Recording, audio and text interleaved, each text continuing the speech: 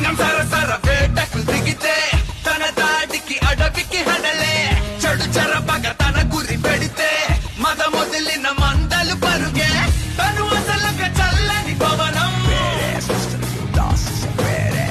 ఇక మొదలు